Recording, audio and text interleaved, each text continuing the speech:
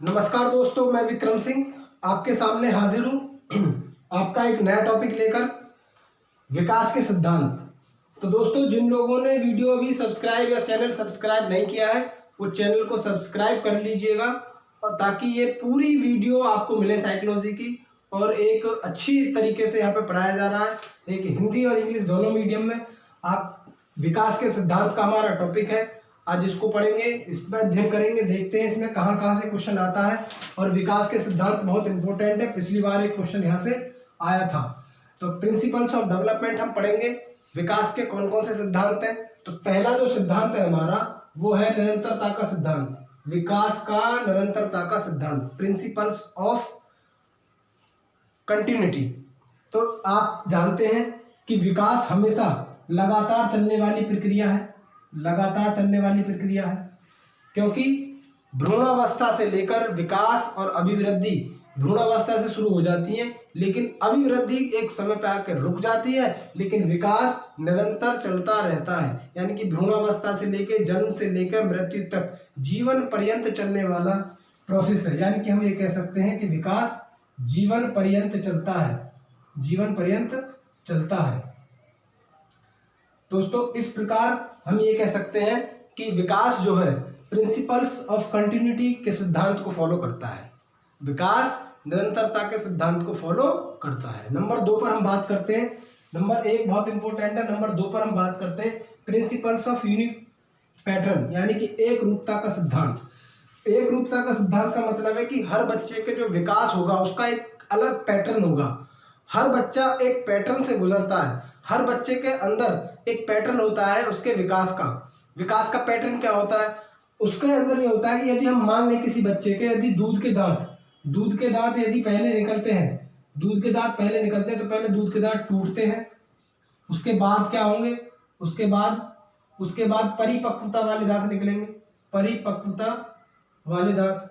तो हम ये कह सकते हैं कि दूध के दांत पहले निकलते हैं, ये एक पैटर्न है, पहले दूध के दांत निकलेंगे, फिर उसके दांत वो टूटेंगे, तब जाके परिपक्वता वाले दांत आएंगे। ऐसा नहीं है कि ये पैटर्न लागू नहीं होगा, ये पैटर्न लागू नहीं होगा, हर बच्चे पर यही पैटर्न लागू होगा। इसलिए एक रूपता का यानी कि एक रूपता का सिद्धांत बोला गया है, क्योंकि विकास यानी कि डेवलपमेंट जो है एक रूपता के सिद्धांत को फॉलो करता है। तो नंबर 3 पर हम बात करते हैं principles of concrete to abstract, यानी कि मूर्त से अमूर्त की ओर का सिद्धांत, मूर्त से अमूर्त की ओर का सिद्धांत। इसमें हम ये कह सकते हैं कि मूर्त यानी कि बच्चा जो होता है पहले मूर्त चीजों को देखता है, मूर्त मतलब जो जिनमें फिजिकल बॉडी होती है, जिनको हम देख सकते हैं, बच्चा पहले उन चीजों को ऑब्जर्व करता है, देखता है उन चीजों को, लेकिन धीरे धीरे बच्चा उनके बारे में, उनकी शक्तियों के बारे में, उनकी क्षमताओं के बारे में, उसके अंदर के फीचर्स के बारे में, यानी कि अमूर्त चिंतन करने की योग्यता उसके धीरे धीरे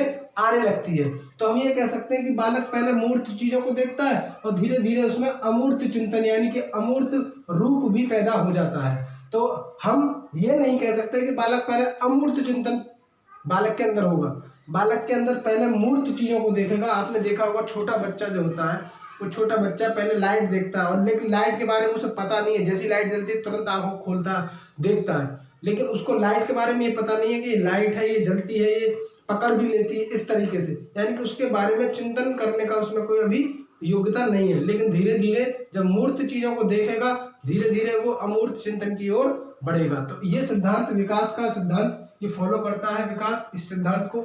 नंबर 3 पर हम बात करते हैं, 4 पर एकीकरण का सिद्धांत। एकीकरण का सिद्धांत होता है प्रिंसिपल्स ऑफ इंटीग्रिटी। एकीकरण का सिद्धांत क्या होता है, इस सिद्धांत के अंदर जो बालक है, बालक पहले संपूर्ण अंग को चलाता है। एकीकरण का सिद्धांत का मतलब है कि बालक इस सिद्धांत में पहले, आपने देखा होगा किसी भी चीज को अगर आप बच्चे को देते हैं, मान लो ये मैं पेन देता हूँ बच्चे को, तो वो पूरा हाथ पकड़ेगा, पहले पूरे हाथ से ऐसे पकड़ेगा इसको, पेन को ऐसे।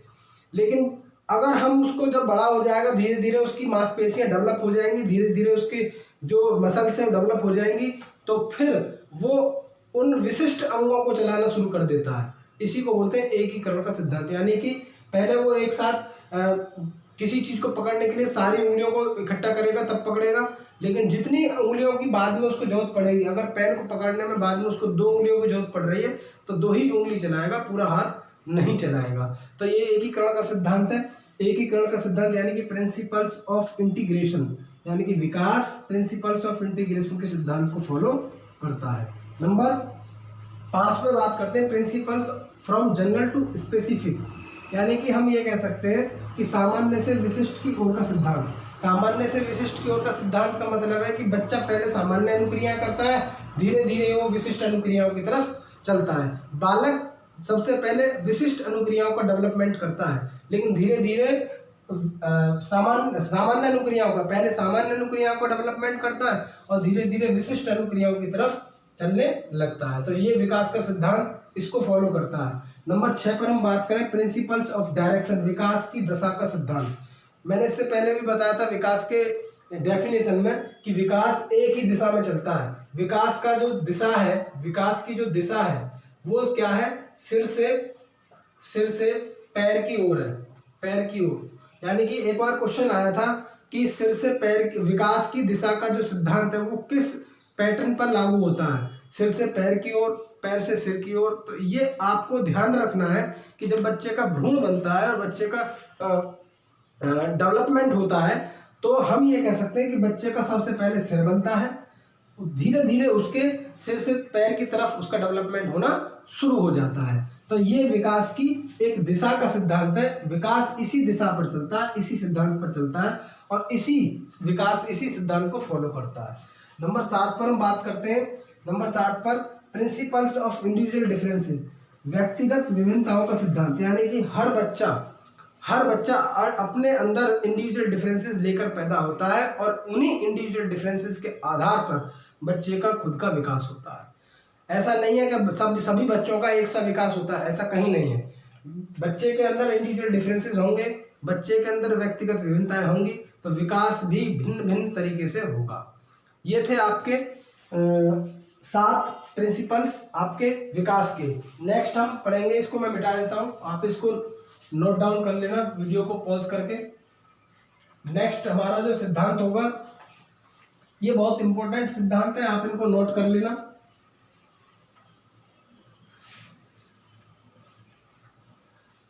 नंबर 8 बात करते हैं हम। नंबर 8 पे बात करते हैं हम समान प्रतिमान का सिद्धांत।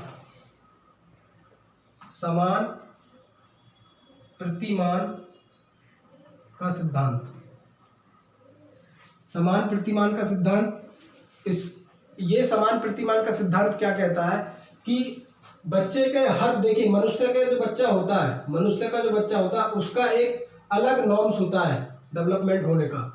यदि हम किसी जानवर के बच्चे को ले, उसका अलग नॉर्म्स होता है डेवलपमेंट होने का, लेकिन सबका एक प्रतिमान रहता है, सबका समान प्रतिमान रहता है। क्यों? क्योंकि बच्चा, देखिए ऐसा नहीं है कि देखिए 5 साल की उम्र में मनुष्य के जो बच्चा होगा उसका वेट कुछ अलग होगा। 5 साल की उम्र में मान लो हाथी है, हाथी का बच्चा जो होगा उसका वेट कुछ और होगा। 5 साल में इसका वेट अलग होगा, इसका वेट अलग होगा, ऐसा नहीं है, लेकिन गुजरेंगे एक ही नॉर्म्स के अनुसार, चलेंगे एक ही नॉर्म्स पे। तो जो इनके नॉर्म्स हैं, नॉर्म्स समान होंगे, लेकिन उनकी जो विकास का जो पैटर्न है, विकास का जो आपका डेवलपमेंट करने का जो तरीका है इनका, वो अलग अलग होगा। लेकिन जो प्रतिमान है दोनों के, चाहे वो मनुष्य का बच्चा हो, चाहे वो हाथी का बच्चा हो, किसी जानवर का बच्चा हो, प्रतिमान सबका समान रहेगा। ठीक है। नेक्स्ट बात करते हैं हम विकास की भविष्यवाणी का सिद्धांत। विकास की भविष्यवाणी का सिद्धांत, विकास की भविष्यवाणी का सिद्धांत। ये सिद्धांत कितना इंपॉर्टेंट है, आ जाता है एग्जाम में। देखिए हम किसी भी बच्चे के डेवलपमेंट को देखकर ये कह सकते हैं कि बच्चा भविष्य में ये बनेगा। ठीक है। जैसे हमने देखा कि कोई बचपन से अगर क्रिकेट खेलता है और क्रिकेट का जो स्किल है उसके अंदर उसका डेवलपमेंट बहुत अच्छी तरीके से हो रहा है, तो हम ये अनुमान लगा सकते हैं, ये हम भविष्यवाणी कर सकते हैं कि बच्चा आगे चल के कहीं ना कहीं क्रिकेट के खेल में अपना नाम रोशन करेगा।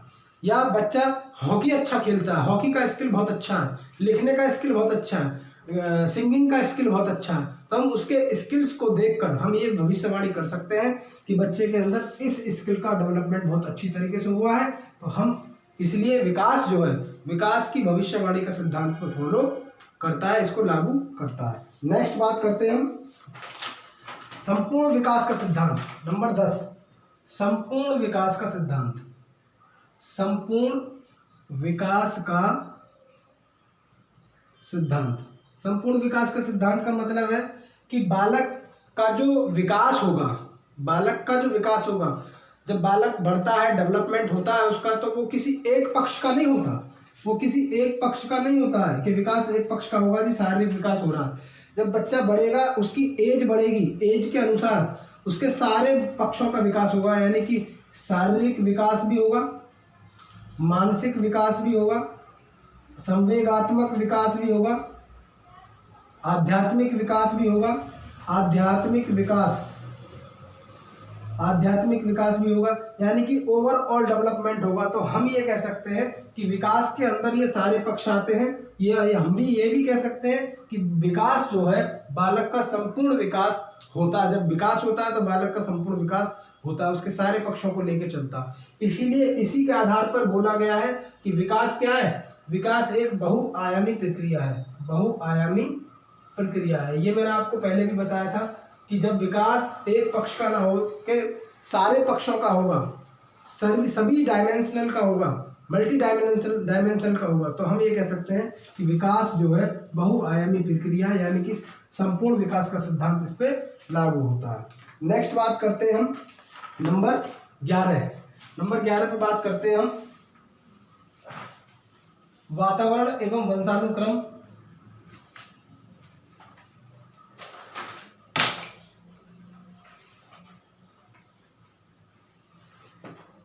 नंबर 11 पे बात करते हैं हम वातावरण एवं वंशानुक्रम का सिद्धांत।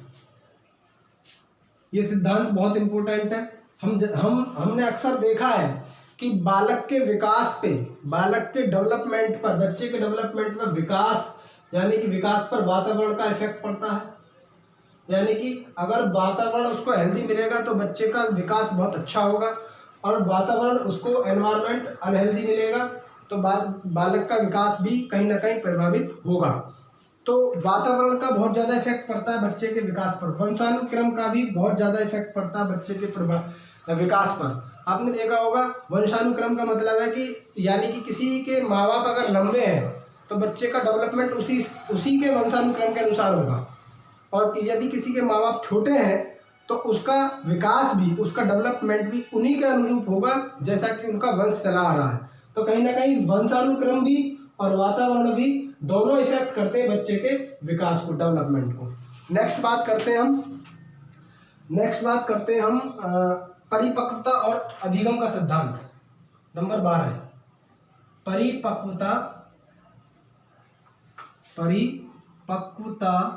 और अधिगम का सिद्धांत। देखिए, जब कोई चीज बच्चा सीखता है, जब कोई स्किल का डेवलपमेंट होता है बच्चे के अंदर, तो पहले उसको वो अधिगम करता है। क्या करता है? पहले अधिगम करता है, यानी कि पहले उसको सीखता है, और जब सीखता है तो धीरे धीरे वो सीखना उसका क्या बन जाता है? परिपक्वता, यानी कि उसमें परिपक्व हो जाता है। यानी कि हम ये कह सकते हैं कि बालक के अंदर वो कौशल डेवलप हो जाता है, और जब परिपक्व हो जाता है तो हम ये कह सकते हैं कि जिस कौशल को वो सीख रहा था और जिसकी कौशल में उसने परिपक्वता हासिल कर ली है, तो हम ये कह सकते हैं कि ये कौशल, अब इस कौशल का बच्चे के अंदर डेवलपमेंट हो गया है, इसका यूज बच्चा कर सकता है। तो पहले बच्चा क्या करेगा? पहले अधिगम करेगा, अधिगम करने के धीरे धीरे जैसे अधिगम कंप्लीट होता जाएगा और धीरे धीरे वो परिपक्वता की तरफ जाएगा, और जैसे ही परिपक्व हो जाएगा किसी स्किल में, तो हम ये कह सकते हैं कि इस स्किल का या इस कौशल का, इस क्षमता का, इस शक्ति का बच्चे के अंदर डेवलपमेंट हो गया है। तो नेक्स्ट बात करते हैं नंबर 13 पर बाहरी नियंत्रण से आंतरिक नियंत्रण का सिद्धांत। ये सिद्धांत क्या कहता है? बालक जब छोटा होता है तो वह बाहरी बाहरी नियंत्रण,